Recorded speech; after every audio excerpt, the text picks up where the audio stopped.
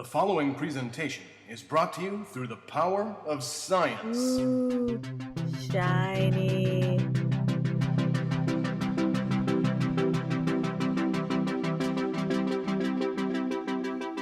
Welcome to Generations Geek, a more or less family-friendly celebration of all that is geeky. I'm science fiction writer Scott Pearson, and along with my daughter, Hello. we are two generations of geek. This is episode 37, Bats and Supes. We're putting on capes and taking a look at Man of Steel and Batman vs. Superman, Dawn of Justice. But first, remember you can contact us online and find handy links to all our episodes at generationsgeek.com. Now, on with the show. Okay, Superman, Batman, together, apart, everything. Yes. First, this is your introduction, really, to both the characters. Yeah. Now, myself, I grew up, I read some of the comics, I watched the Christopher Reeve movies, various incarnations of Batman, so I've seen all sorts of stuff over the years. We won't do a lot of comparing and contrasting since you haven't, but it'll be interesting to get your reaction to these films as a person who's first being introduced to the character, as opposed to myself, who's seeing them as, you know, a new interpretation in a series of interpretations over the years.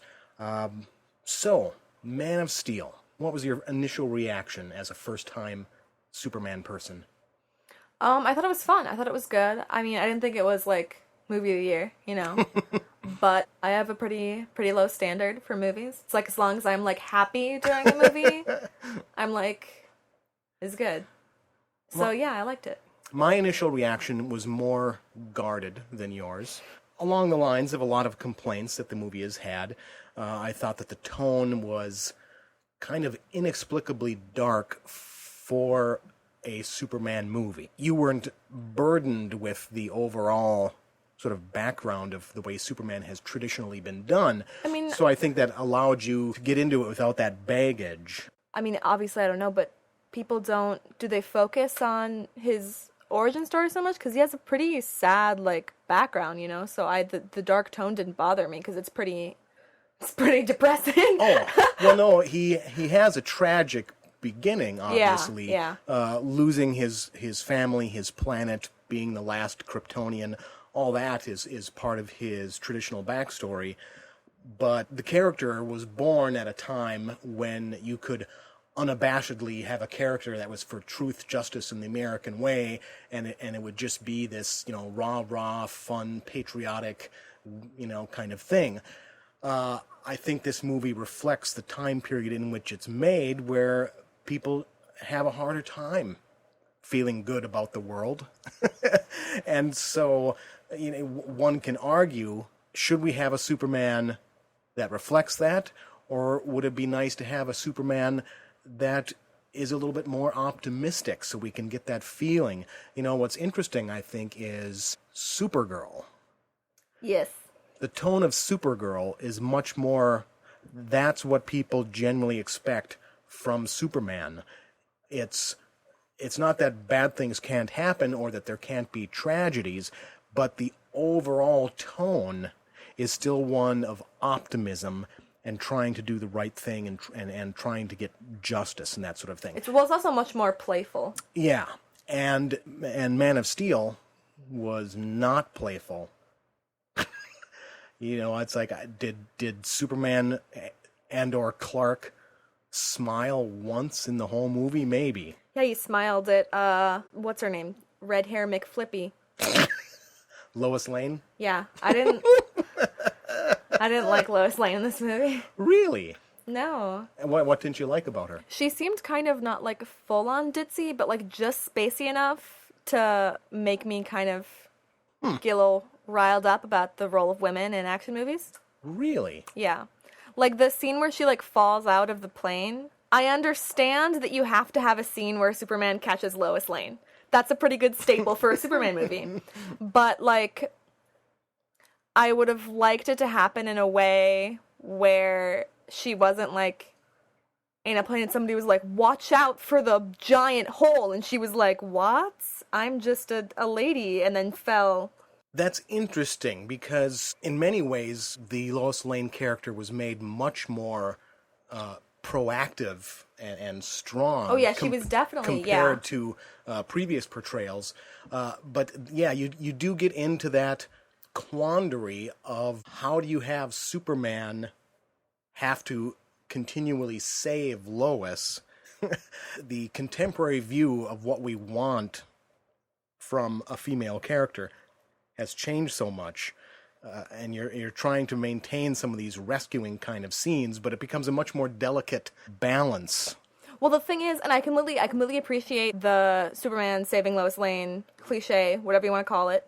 That's fine. I just think, and of course she is, just a human, whereas Superman is Superman, so he can do a lot more stuff than she can't. So it's not out of the question that she would be in scenarios a lot of the time where he would have to save her. Yeah. It's just that, I think they could have done more. They could have done better. I want to backtrack and talk about the opening scenes of the film that establish Krypton and the various stories and characters that will end up carrying through the film.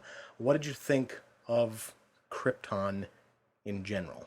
That was super great. I really liked that. I love origin stories and things that have really big dramatic flashbacks at the beginning, and it cuts to little Clark Kent lifting a bus. That's fantastic.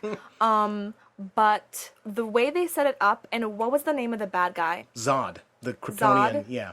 Are you sure? What's Superman's actual name? Kal-El. Kal-El. Okay. Here's the thing.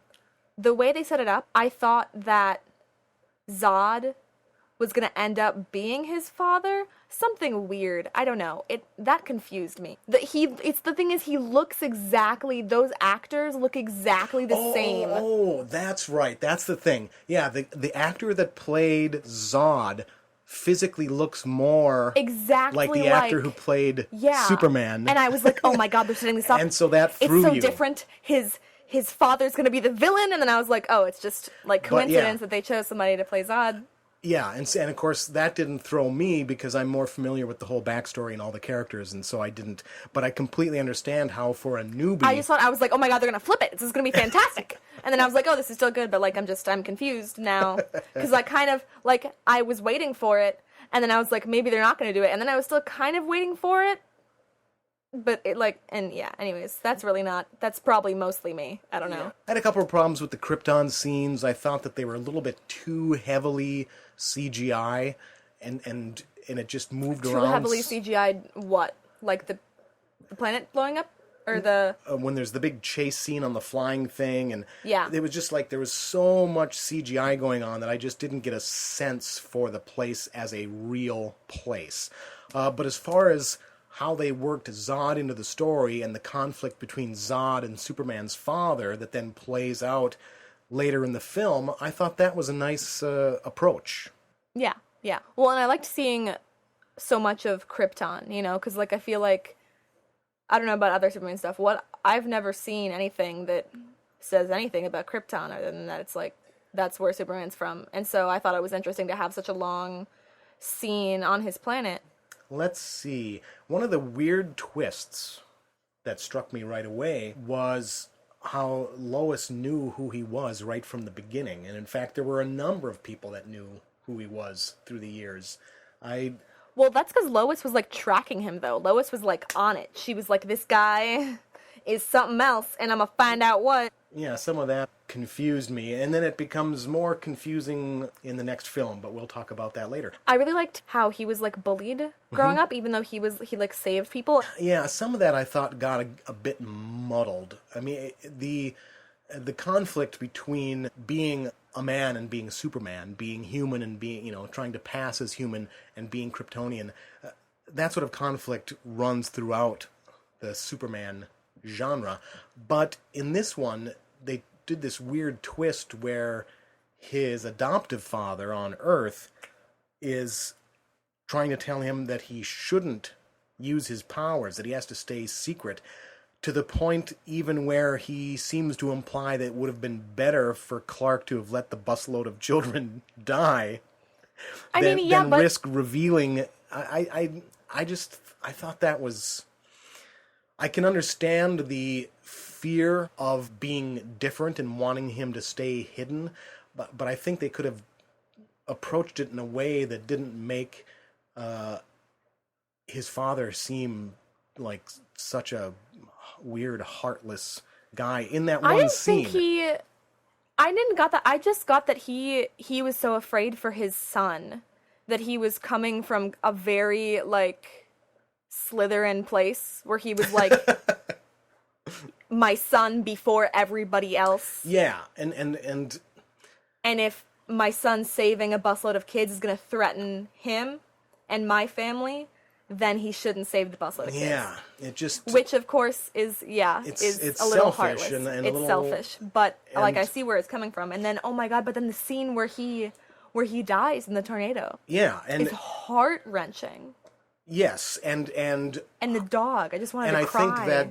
I think that did a lot to save the character, because in the scene where he's almost saying you should have let the kids die, you're just like, man, Pa Kent, you're just what?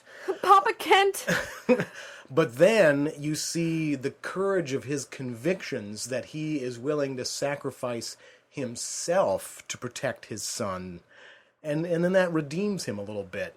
But it was an odd choice. It was an odd storytelling choice, and I think that they could have done it better. Yeah, there were a few odd choices, but I still liked it. I didn't really mind it. You know, all I ever really go in expecting is like the normal summer blockbuster from action-y sci-fi movies now, and I try not to expect anything more than that, in case we have a letdown like Battle of the Five Armies. Well, and the other thing is that we've already seen the sort of happy-go-lucky take closer to the source material in every other Superman movie that's been made. That's true. And so... Something different. Trying to do something different, trying to let the sort of, the bleak paranoia of the modern world seep in to the Superman world a little bit. It's not inherently a wrong decision. It's an interesting take. But for me, they weren't necessarily successful at attempting to do a grimmer take on this material. And of course, we'll end up talking about that more as well when we get on to the next film. Do you ever feel like the trailers for movies are better than the actual movies? Well, it happens all the time. Because I remember watching the trailer for Man of Steel, and like, especially, they just have that clip of the lady going, "We know what Clark did," and it's just like, and it's like, "Oh boy, like, let's go." But then you watch it, and it's kind of like a little messy. Let's talk a little bit more about some of the characters and storytelling.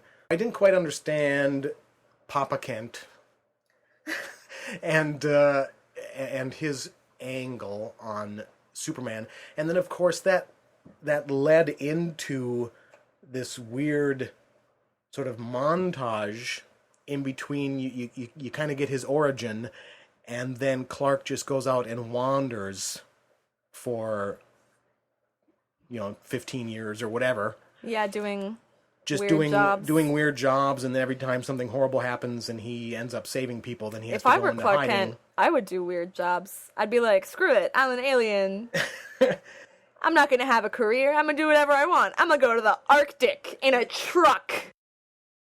And I'm going to walk outside when it's too cold for humans. But then... Oh my god, though, that picture that Lois Lane had of him, like, in the snow, where he just looks like the Yeti, like Bigfoot. So yeah... Superman is Bigfoot, 2K16. It leads to Lois somehow becoming aware of all these various stories about miraculous things. And so she's suspicious that there's this guy behind it. And then she ends up being sent to this site in the Arctic. They've discovered a ship, and of course turns out that it's a Kryptonian ship. Those scenes were so creepy, though. I'm so down. Weird when people are like discovering something like that in movies, and it's like there's a ship under the ice, and they're like, but what is it? How did it get here? And it's like just super creepy and weird. Yes. See. And And that was, there was some good stuff in that scene. And then Superman's like, please do not. You know, Sir. one of the things I liked is how, because of the artificial intelligence that was based on Jor-El, that there were those scenes where Lois and Jor-El got to interact, and it was kind of funny, kind of fun. Oh, yeah.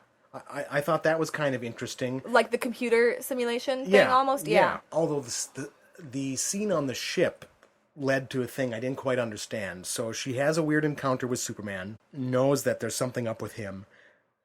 She's on this spaceship, something that's obviously not of this Earth. So she gets back to the paper and tells Perry White, her boss, and he's just very much down on printing anything, because they don't have extra special solid proof. Mm-hmm. And it just seemed weird that it was like this gargantuan news story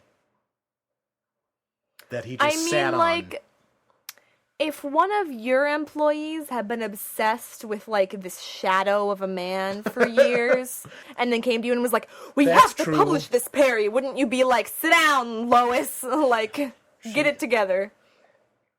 They should have had, what's his name, Perry White? Mm-hmm. They should have had him be like Perry Cox from Scrubs. Princess, let me tell you, while you're off chasing your dream man in the Arctic, we've been here doing a real job. Then we start getting to the meat of things, because I mentioned earlier how what is set up on Krypton ends up informing the rest of the plot, because inevitably horrible General Zod escapes from the Phantom Zone. He comes to Earth, and and then things just get kind of wacky, because as it turns out, he basically has the Genesis device that he stole from Khan. Mm-hmm. Somehow he went to an alternate dimension, into Star Trek, stole the Genesis device from Khan. I was going to say, it's very Into Darkness feeling. So he has a machine that can replace a planet's matrix with its own, and so he's going to destroy Earth and make a new Krypton. But of course, why not Mars? Why not make new Krypton on Mars? Why not make it... Because Mars ain't inhabitable. Well, see, but he's got the Genesis device. It seemed so pointless. Revenge. Yeah, he wanted revenge on... Because he's a bully. He wanted revenge on Jor-El, so he decides that he's going to destroy all the completely unrelated life on a different Mars, planet. I don't Mars know. Is little. It just didn't make sense to me. Earth is, like, big and nice. Goddamn oceans. And then... I've got this note that makes me chuckle because I don't even remember writing it. When they first start fighting, they're in Smallville. I've got a note that says, "This man is not our enemy. Sears!" Do you remember that scene? All of a sudden there's this huge product placement for Sears in the middle of this dramatic fight that's starting. Gotta be more subtle with the advertising. So things get a little hinky at the end as the fight starts happening.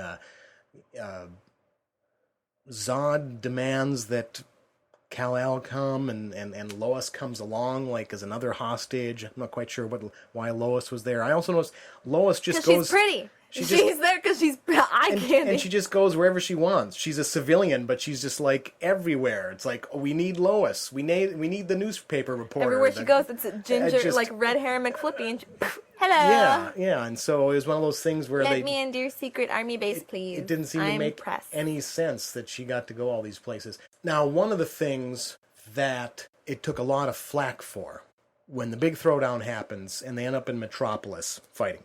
Mm-hmm. Which, again, I'm not quite sure why they ended up in Metropolis. They were somewhere, all of a sudden they're in Metropolis fighting.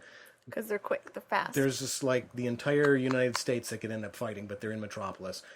And then there's a huge amount of collateral damage, and a lot of people were very upset about how Superman didn't do much to try to minimize that. And it's a valid complaint. However, to be fair, Zod went to Metropolis first, and the military forces started causing the first collateral damage when they were trying to fight Zod. Mm-hmm. And so it wasn't quite as clear Also, cut, like- but it still seems that it would have been possible for Superman to try to drive Zod out of Metropolis more into the countryside. And It was so- also like, but it was also like his first real, like, big interaction with somebody, like, as powerful as him. In this movie, he Yeah, basically goes from Clark Kent, like, to Superman. Right. That is a good point. So he hasn't had to deal with this before. This is the moment he becomes Superman, is when he has to face Zod. Okay, so we've more or less took a tour through Man of Steel. I felt entertained while I was watching it. If they had lightened up the tone a little bit, they had let Superman or Clark be a little happy somewhere, it would have been nice. Since I watched it long after it came out and I had heard all the vitriolic reviews, I kind of had one of those, well, this isn't quite that bad kind of reactions. Oh, yeah, definitely. But, not that that's saying much for a movie to be able to say, well, this wasn't as bad as I was expecting. But I certainly understand why people reacted the way they did. Mm-hmm. And I think a lot of those people that reacted are people that have been more invested in the Superman character over their lives than I have been. I mean, I did read Superman comics when I was a kid, and I saw the first couple Christopher Reeve Superman movies, but it was never really a huge deal to me. It's like I'm certainly not a Superman fan like I am a Star Trek fan. It's like Yeah. Superman is just this other thing that's a likable thing for me. I And try not to compare stuff to Star Trek. well, I only use that as to demonstrate my investment in a character or franchise or lack thereof, because for me, Star Trek is the pinnacle as far as what I'm personally invested in. And so I might take a lot more umbrage at a Star Trek film that I think has missed the mark, like Star Trek Nemesis or Star Trek Into Darkness. Whereas when I see Man of Steel, I'm kind of like, meh, well, it was okay. But then there are other people who've been invested the opposite that would, find Man of Steel to be a horrible outrage and might watch Star Trek Into Darkness and say, well, that was all right. Yeah. Did you have any last comments? No, I want to get to the fun part. All right, then we move into Batman versus Superman, Dawn of Justice. And as noted at the top of the show, this is actually your first Batman movie. Yeah, I never, his, like, thing didn't appeal to me. Well, and we've just never, there are so many movies. Also that. Yeah, that you just can't get to them all. And Mostly, like, it all, like, blurs together for me of just a bunch of different white male actors using the same low gravelly voice. I'm Batman. Saying I'm Batman. dramatic and or sad things. It's just like... I can understand how you would feel that way from the outside, but there's actually a great variety of tones that have been in the previous Batman movies. Just to mention two, there's the Batman that starred Michael Keaton that is much more cartoony and silly as a Tim Burton movie. And then... See, I don't like Tim Burton, though. And then there's... Freaks me out. I think that there's... Well, that's a whole other show. And then there's the much more gritty, real-world tone of the first Christopher Nolan Batman movie. They're two wildly different films, and yet they're both definitely Batman. So, then what was your first response to Batman v Superman? I actually really liked it. I really like, I don't know what genre to place on this, but I love scenes like the scene where Batman and Superman were both at that, like, gala that the villain was throwing. Yep, Lex Luthor. The tense, like, almost political drama type thing where they're all like, we can't reveal who we are, but this is tense because we sort of know who each other is, and Lex Luthor is like, this is interesting because of course he knows who they are. And so I liked that part of it. I liked that, like, sort of tense feel. That, I'll just interject on that particular scene, didn't quite gel for me, but I still, I mean, yeah, the idea of Bruce Wayne and Clark Kent meeting and the sort of layers that are going on there, I very much like that idea. I found the version of Lex Luthor in this film to be very off-putting. Didn't work for me at all. So that was kind of a challenge for me in watching this movie. I thought he was off-putting in a good way. And I can understand how... Like, he's a little like, woo, what is Superman gonna do next? And you're like, I don't know, what is Lex Luthor gonna do next? It's a mystery. Yeah, it just didn't work for me, you know? And I think, what's his name, Eisenberg, is a fine actor. Oh, yeah. Mm-hmm. But, the take they came up with, the screenwriter, the director, the actor, how it all came together, I appreciate that they're trying to put a different spin on Lex, but to me he just became a much more sort of cliched, crazy bad guy in a contemporary movie sense. I wish they would have gone a different route, but... I don't know, I did like it, though, and I liked Batman in this movie, which is saying something, because usually I kind of, like... I just don't really do anything with Batman. Like, I kind of steer clear. For some reason, Batman has always put you off. It doesn't appeal to me. Anything other than, what was it, Adam West? That I watched when I was little. Anything other than that, where he's, like, running along the pier, like, trying to throw a bomb off. There's, like, two people kissing, and then there's, like, like cute ducklings. It's like, I can't... Well, of course. I mean, that's a marvelously fun... version of Batman, certainly. I did like Batman in this movie, though. I liked how... I think Ben Affleck is a solid Bruce Wayne in Batman. Yeah. I also think Henry Cavill has the potential to be a great Superman if they would get the tone right, because for me, they haven't gotten the tone right. I also liked how the butler is basically like Jarvis. Yes, I think... Like, I'm so sorry, sir. It's just that Superman has gone the other way. Like, it's like, he's Jarvis. It's great. But I liked it. But I think we can get down to the real best part of this movie, which is Wonder Woman. Let's hold on. I want to sort of go back and try to kind of approach the movie a little bit in order. So let's fall back to the opening of the film. I think that this was a very good use of what was a muddled ending to Man of Steel with the wanton destruction of Metropolis gets turned into a good story point in Bats versus Supes, because this is one of the things that Bruce Wayne is very upset about Superman because of the destruction of Metropolis. I still think that in the long run they didn't develop a realistic approach for Bruce Wayne to Superman. He just went from zero to kill. You know, there was nothing in between. There wasn't it's Batman. That's like his thing. There wasn't. Maybe we could go out for coffee, talk things over. I don't think Batman is a smoker. It just went straight to, I have to kill him. And of course... Although what confused me was, like, Batman, like, isn't Batman City, like, Gotham? Doesn't he live in Gotham? Mm-hmm. But then he's like, I gotta whip in the Batmobile and just, like speed on over to Metropolis to fight Superman because I'm offended, like... Yeah, well, in this film, they are portrayed as being... Like across the just bay across or a bay something? from each other. I can't remember... I pictured Gotham as, like, I don't know why, like, probably, like, Chicago or Detroit.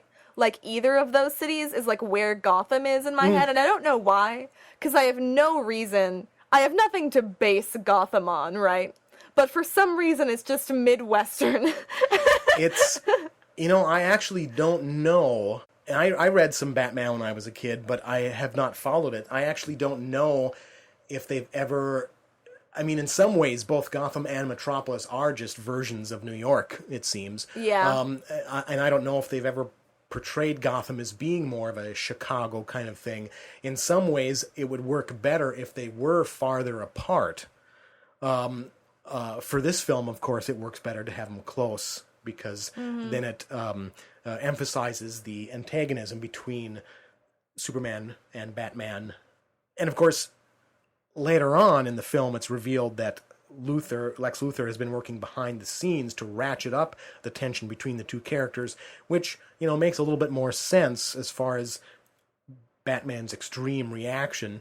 But you see, another thing is that that was controversial for longtime fans is that it has often been a part of the Batman character that he doesn't kill. But that has been, and the same with Superman. They've both often been portrayed as not killing their enemies, but there have been plenty of exceptions in both cases. But that was another reason why, for some people, Batman's immediate thought that I have to kill Superman just seemed a little off the charts.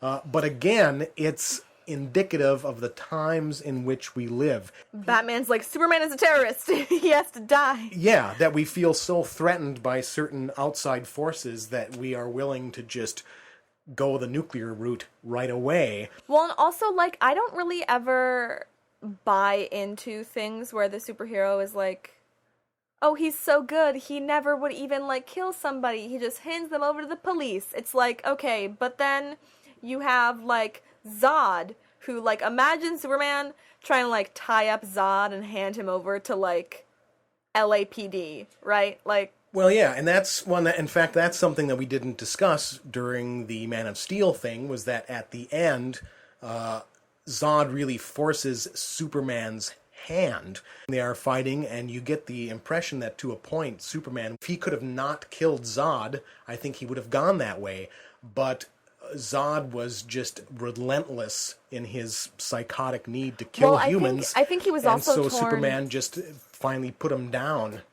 I think in that movie he was torn, though, because, like, Zod was, like, one of the last... Well, that's the other thing, is that when, in killing Zod, in wiping out all those people, then Superman really did become the last Kryptonian. Yeah. And so there were a lot of dramatic layers there to Superman being put in a position to have to kill Zod. Let us get back to Bats and Supes. They threw a lot into this movie. Too much, one could argue. Because the other thing that we haven't discussed yet is comparing and contrasting the building of the DC Extended Universe, what they're calling their film series, and the Marvel Cinematic Universe. Marvel very patiently built movie after movie after movie, building up to starting to team up people. They didn't always hit the mark, but they generally had this coherent plan to how they were going to build their universe. Well, and Marvel did it in a way that, once you get to the Avengers, especially people who have been watching the movies since they came out, it feels so much more like a huge deal. Yes. That all these characters are finally together, but then... Yeah, and basically what seemed to happen in the DC universe was they suddenly realized, the producers and the studios suddenly realized, holy crap, Marvel is kicking us and we don't have anything going on here. We've got to jumpstart things. Suddenly they're like, okay, let's do a Superman sequel, but we'll make it a Batman movie, and they'll fight each other, and we'll start laying the works for the Justice League, and we'll put in Wonder Woman, and we'll introduce a bunch of the other people by having someone, like Wonder Woman can watch on a computer. There's a scene where the action entirely stops while one of the characters, Diane / Wonder Woman, sits down and watches on a computer screen an introduction of Aquaman and various people, and it was such an awkward and forced way to try to do all this building in one film that Marvel took 6 films to do. It didn't feel too awkward to me, though. It definitely wasn't as much of a slow burn as Marvel did, but it didn't feel that awkward. If you're going to try to cram 6 films worth of introduction into a single film, they probably did as good a job as you could do. But to have a big blockbuster movie stop while we watch another character watch video recordings on a laptop. But it was more than that, though. It was like she had found like a secret file. I'm exaggerating for comic effect, but I still just thought that was a really weird approach to take to work in that exposition.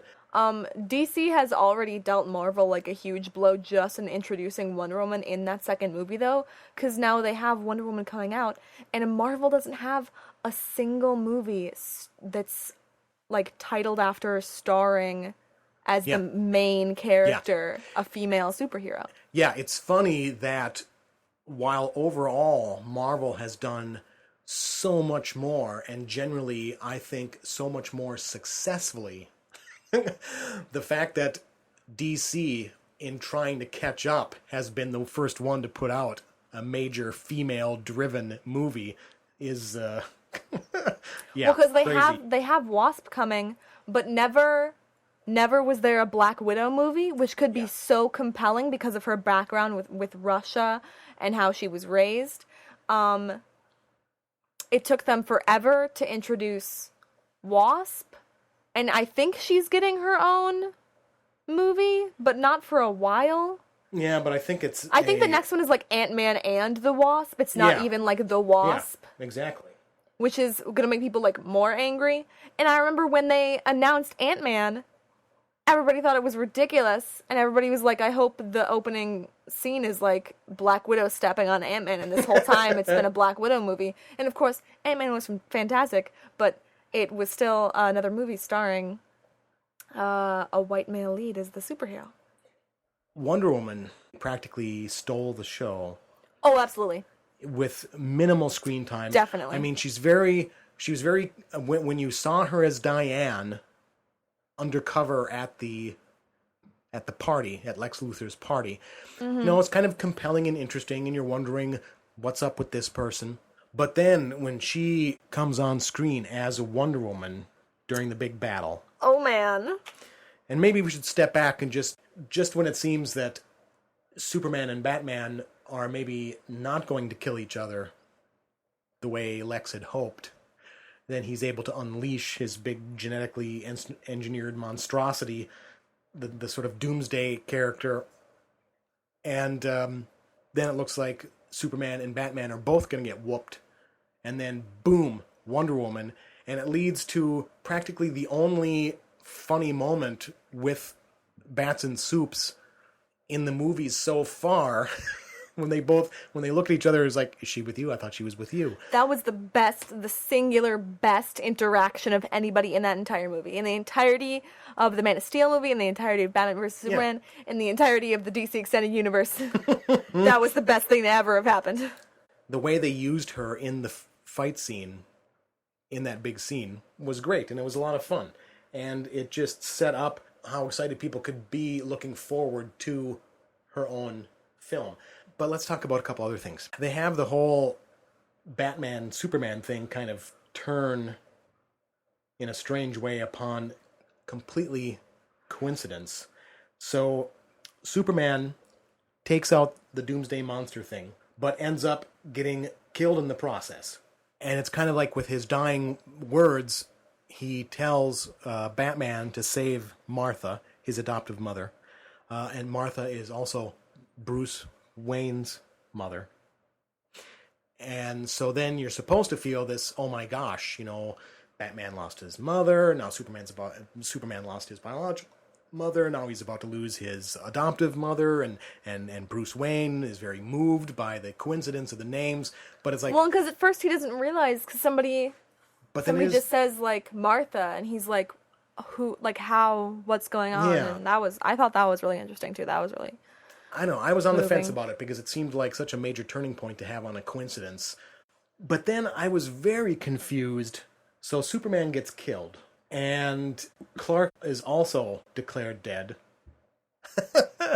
But then you're like in this classic Superman problem. It's like, well, how exactly did this work? It's like, so they say Superman is dead, and they're trying not to connect the dots. No one's supposed to know that he's also Clark, but now Clark is dead, and well, why is Clark dead? And what about his body? But then the body seems to be in Clark's grave, because they show the burial scene in Smallville, and then it ends with the dirt on top of the coffin levitating, so it's like this little secret that, you know, something funky's going on, because obviously he's not really going to be dead, but it's like, okay, so Superman was dead, he was killed, and everyone seems to know that, but somehow they were able to get that body into Smallville, into Clark's coffin, and not have everyone to, like, figure out, you know what I'm saying? What with the bodies and the Superman and the Clark, and how did they keep it secret, and how did they...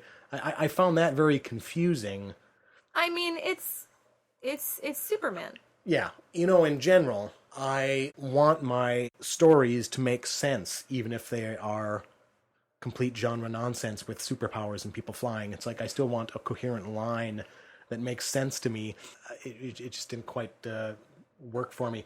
Okay, but to wrap up, I would again say that we went to the movie quite a while after it had opened. So I had already read all the fan vitriol, much like with Man of Steel. And so I went to it not expecting anything super great. I knew it was still going to have a tone that didn't work for me. It was going to have the same tone as Man of Steel, and it did. But once again, it was like, you know, it was all right. I didn't hate it with the heat of 1,000 suns like a lot of people did.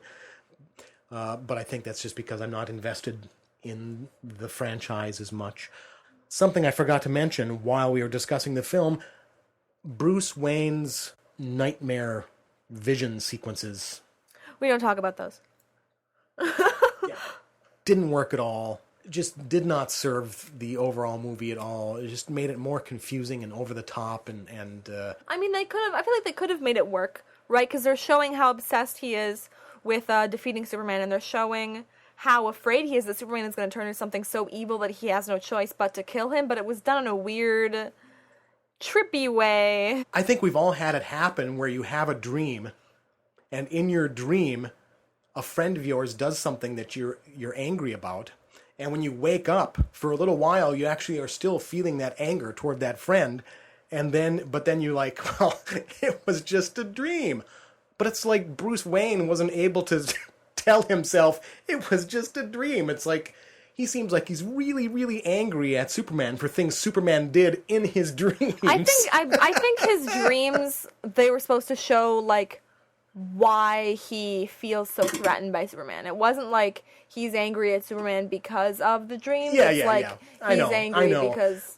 But yeah, they were being used as a way to illuminate his fears. But for me, it just came across awkwardly. But now, the shining point, as we mentioned, of Bats vs. Supes was the introduction of Wonder Woman. And so I feel that we could tag a little bit on the end of this episode to talk about the Wonder Woman trailer. Let me tell you.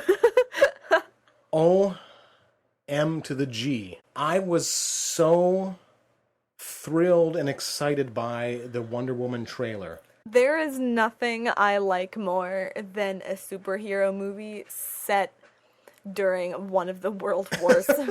It looks so good.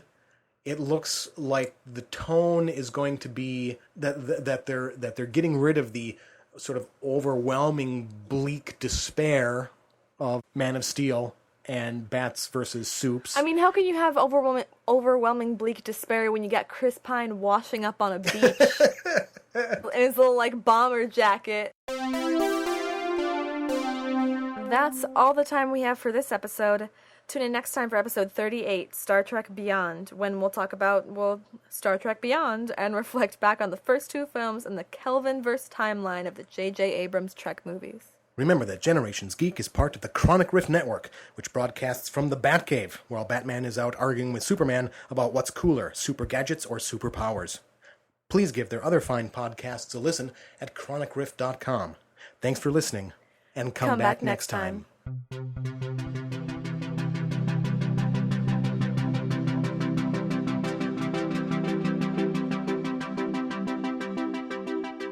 No geeks were harmed in the making of this podcast. Ooh, shiny.